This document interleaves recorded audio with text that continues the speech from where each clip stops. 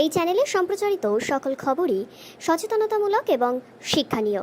কোনো কিছুই প্রভাবিত নয়। বিধানসভায় ঢোকার আগে শুভেন্দু অধিকারী সাংবাদিকদের মুখোমুখি হয়ে বর্তমানে যে রাজনৈতিক পরিস্থিতি, যে রাজনৈতিক চাপানুতর চলছে রাজ্যে, তা নিয়ে কিন্তু একাধিক মন্তব্য করেছেন। বিরোধীদের আগেই আক্রমণ করা হয়েছে, এবার লক্ষ্য তৃণমূলের হিন্দু নেতাদের, এমনটাই মন্তব্য কিন্তু তিনি করেছেন। সাথে সাথে সুশান্ত ঘোষ সুদর্শনার উপর হামলা প্রসঙ্গে তিনি কিন্তু একাধিক মন্তব্য করেছেন। আমরা জানি যে ৬৮ নম্বর ওয়ার্ডের যে কাউন্সিলর, তার বাড়িতে দুষ্কৃতী হানা, এবং সেই চিত্র তার সিসিটিভি ফুটেজের মাধ্যমে আমরা দেখেছি, আপনাদের দেখিয়েওছি। এবার সেই বিষয় সম্পর্কে শুভেন্দু অধিকারী কিন্তু একাধিক মন্তব্য করেছেন, সেই কথাও শোনাবো আপনাদের। সাথে সাথে পুলিশের একাংশ শুধু নয়, তৃণমূলের একাংশও জড়িত রয়েছে, যারা নরেন্দ্রনাথ চক্রবর্তীর মাধ্যমে দক্ষিণ কলকাতা পুলিশই পাহারায় টাকা পাঠান, এমনই গুরুতর অভিযোগ কিন্তু শুভেন্দু অধিকারীর। শুনুন তিনি আরো কি বললেন।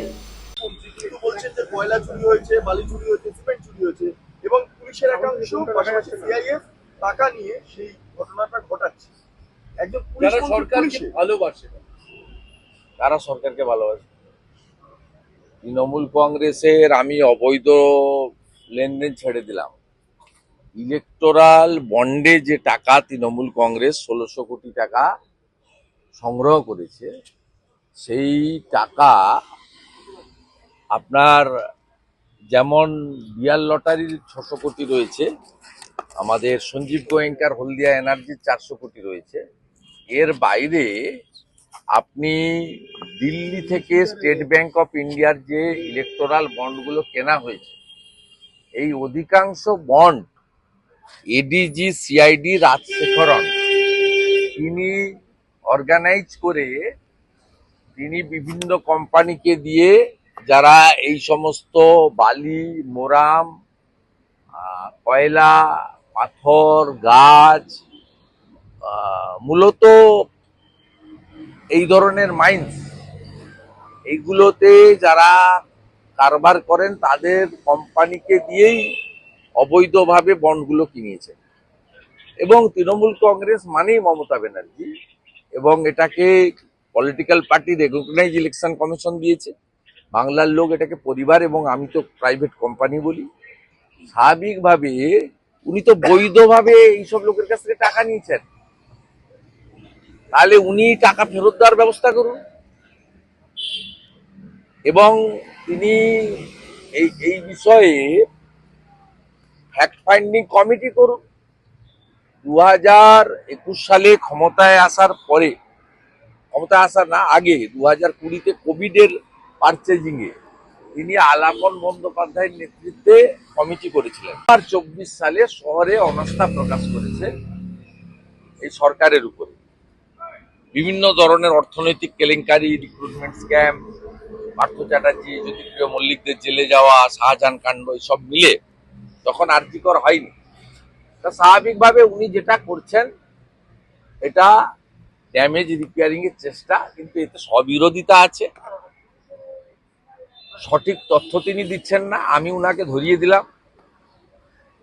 উনি যদি সত্যি ট্রান্সপারেন্সি রেখে এগুলোর ইতি টানতে চান, তাহলে ইলেকটোরাল বন্ডে উনার পুলিশের লোকেরা, কিছু আইপিএস অফিসাররা, কিছু আমলারা যে টাকা তুলে দিয়েছেন ইলেকটোরাল বন্ডে, সে টাকা বলুন। তিনি এত বড় লটারি কাণ্ড হলো, ৪,৫০০ কোটি টাকা স্টেট জিএসটিতে রাজ্য সরকারকে দিয়েছে এই মার্টিন ডিয়ার লটারি।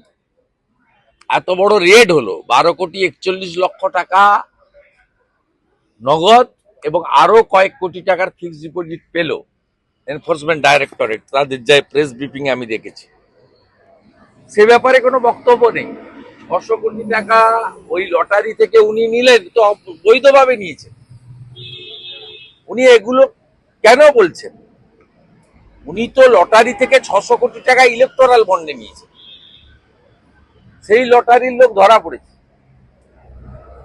যুব সমাজকে এবং ডেলি রোজগার করে আনা প্রান্তিক পিপল, মানে যারা জনগণ, হকার হতে পারে, টোটো অটো চালক হতে পারে, রিক্সা পুলাস হতে পারে, বা মেড সার্ভেন্ট হতে পারে, যারা একবারে প্রান্তিক, মানে 300 টাকা গড়ে হয়তো ডেলি রোজগার করে, সেই লোকেদের সর্বনাশ হয়েছে লটারিতে, সর্বনাশ হচ্ছে মদের পাউচে। আপনি এগুলো নিয়ে বলছেন না কেন? আপনি এক্সাইজে beverage corporation of India Bengal তাকে তুলে দিলেন, সেটা সরকারের কর্পোরেশন। আপনি দিল্লি এক্সাইজ পলিসির মতো এখানে 4টে ডিস্ট্রিবিউটারকে ডেকে আনলেন মদের জন্য। আমি 3বার RTI করেও এক্সাইজ পলিসি আপনি আমাকে দিচ্ছেন না। আলাপন বাবুর ফ্যাক্ট ফাইন্ডিং কমিটি তো সামনে আসেনি, তদানীন্তন গভর্নর বারে বারে রিপোর্ট চেয়েও পাননি, আমরা অ্যাসেম্বলিতে তুলেও রিপোর্ট পাইনি। উনি কোথায় হাত দিবেন? উনি এই যে কথা বলছেন, এটা তো নিজের প্রতি নিজের অনাস্থা জ্ঞাপন করা। এবং আমি প্রমাণহীন টাকা ছেড়ে দিলাম, ইলেকটোরাল বন্ডে এইসব কোম্পানির কাছ থেকে তৃণমূল কংগ্রেস টাকা নিয়েছে। স্টেট ব্যাংক অফ ইন্ডিয়াতে যে বন্ড পাওয়া যায়, এটা তো পরবর্তীকালে সুপ্রিম কোর্টের হস্তক্ষেপে পাবলিক ডোমেনে এসে গেছে। অতএব উনি কাকে কার বিরুদ্ধে বলছেন? তো স্ববিরোধিতা। এ তো আরবান এলাকায় 74টা মিউনিসিপ্যালিটিতে ভারতীয় জনতা পার্টি এগিয়ে আছে লোকসভা ভোটের নিরিখে, 5টাতে বাম কংগ্রেসের এগিয়ে আছে পৌরসভা। এই 120টা পুরসভা কর্পোরেশনের 75 জায়গায় তৃণমূল কংগ্রেস হেরেছে। পরবর্তী সময়ে আরজিকর ইস্যুতে আরো ড্যামেজ হয়েছে আরবান। যারা টিভি দেখেন, যারা সোশ্যাল মিডিয়া ইউটিউব দেখেন, যারা খবর কাগজ পড়েন, সেই জায়গাতে উনি 15 মাস পরে নির্বাচনে যাবেন বা যেতে বাধ্য হবেন নিয়ম অনুযায়ী। 2021-এর ইলেকশন শুরু, নোটিফিকেশন হয়েছিল 26শে ফেব্রুয়ারি, সরকার তৈরি হয়েছিল 5ই মে। নিয়ম মতো 4 মে 2026-এর মধ্যে নতুন সরকার তৈরি করতে হবে। ওনার কাছে আর একটা বছর আছে, মানে এই মাসটা, মানে 25 সালটা। এবারে উনি আরবান কনসাস পিপল, যারা তৃণমূল প্রতিষ্ঠার আগে কংগ্রেসকে ভোট দিত, কখনো সিপিএম কে ভোট দেয়নি, পরবর্তীকালে তৃণমূলকে ভোট দিয়েছে। ট্যাবের টাকা এক্সক্লুসিভলি আপনার স্টেট গভর্নমেন্ট। তাদের যদি কোনো গ্যাং পলিটিক্যাল লোকদের নিয়ে মিটিং করে থাকে, সেটা তৃণমূলের লোক, সেটা শিক্ষা দপ্তরের লোক বা উনার ফিনান্স দপ্তরের লোক। তার সঙ্গে বিরোধীদের কোনো লেনা দেনাও নেই। আর যদি ওনার কাছে প্রমাণ থাকে, উনি এতটা জেনে থাকেন, উনি প্রকাশ করুন। যদি বিরোধী দলের কেউ থাকে, বিরোধী দল, আমি যে দল করি, আমি দলের সর্বোচ্চ নেতৃত্বকে দিল্লিতে বলবো ব্যবস্থা নিতে। আর আপনার দলের যদি কেউ থাকে, যেহেতু আপনাদেরই স্টেট গভর্নমেন্ট, আপনাদেরই মানে সরকারের টাকা, সরকারি ব্যবস্থায় control by the finance department, treasury, education department, headmaster মশাইরা, স্কুলের ম্যানেজিং কমিটি, কোথাও ভোট হয় না স্কুলের ম্যানেজিং কমিটি, আপনি ইলেক্টেড ম্যানেজিং কমিটি তুলে দিয়েছেন। ডক্টর বিধান রায় যেটা করেছিলেন, আপনি নমিনেটেড করেছেন। সব কমিটিতে 100তে 100 আপনার লোকরা আছে। 2-4টে অনেক থাপার লোক পাহাড়ে থাকতে পারে, বাকি সবটা আপনার লোক আছে। ন্যাচারালি আপনি নাম প্রকাশ করে তাদেরকে সাসপেন্ড করে গ্রেপ্তার করুন, এই দাবি করব। তাহলে আপনার বলা কথার মধ্যে কাজের মিল থাকবে এবং নিশ্চিতভাবে মানুষ আপনাকে বলবে যে উনি এখন নিজেকে শুধরে নিতে চান, পিউরিফাইড করতে চান, সংস্কারিত হতে চান। আর পশ্চিম মেদিনীপুরের এসপি আর কুলটি থানার আইসি গাড়ি পার করাচ্ছে 30 থেকে 50 হাজার টাকা করে। এক তো এইভাবে দেশের মধ্যে আটকানো যায় না, আর দ্বিতীয়ত হচ্ছে গতবারে যখন আলুর গাড়ি আটকেছিলেন পশ্চিম মেদিনীপুরে, পুলিশ কয়েক কোটি টাকা তুলে নিয়েছে গাড়ি পাচার করে। আমি বাজার নিয়ন্ত্রণ করা এবং আলুর বন্ড বা আলু যেখানে হিমঘরে মদত জমা আছে, কারণ মূলত পশ্চিম মেদিনীপুরের গড়বেতার দিকটা হয়তো নয়, কিন্তু আপনার পূর্ব বর্ধমান এবং আমাদের হুগলি বেল্টের এই আলুর সমস্ত বন্ড তৃণমূলের নেতারা কিনে নেন। তাতে উত্তম কুণ্ডু, স্বপন সামন্ত, বেচারাম মান্না এরা ভালো বলতে পারবেন যে খেলাটা কোথায় হচ্ছে।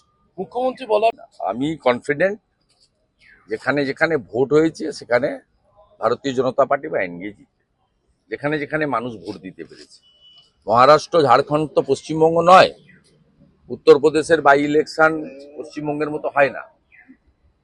তাই সামগ্রিকভাবে যেখানে যেখানে জনমত প্রতিফলিত হয়েছে সেখানে নন মুসলিম ভোট, সনাতনী এবং জনজাতিরা এরা দল বেঁধে ভারতবর্ষকে বিকশিত ভারত করার লক্ষ্যে গরিষ্ঠ সংখ্যক সনাতনী এবং জনজাতিদের ভোট এনডিএ পেয়েছে, আমার স্থির বিশ্বাস। আর ইন কোশ্চেন অফ বাঙালিরা যারা থাকেন, ঝাড়খণ্ড তো বাঙালি বিরাট ফ্যাক্টর, 50 লক্ষের বেশি বাঙালি ভোটার আছে, 70 লক্ষের কাছাকাছি বাঙালি স্পিকিং পিপুল বসবাস করে। একইভাবে 14-15 লক্ষ বাঙালি বসবাস করেন মহারাষ্ট্রে, তার হাফের বেশি 7-8 লক্ষ ভোটার। আমি নিশ্চিত, কারণ আমি বাঙালিদের মধ্যে অল্প একটু কাজ করার সুযোগ পেয়েছিলাম পার্টি থেকে।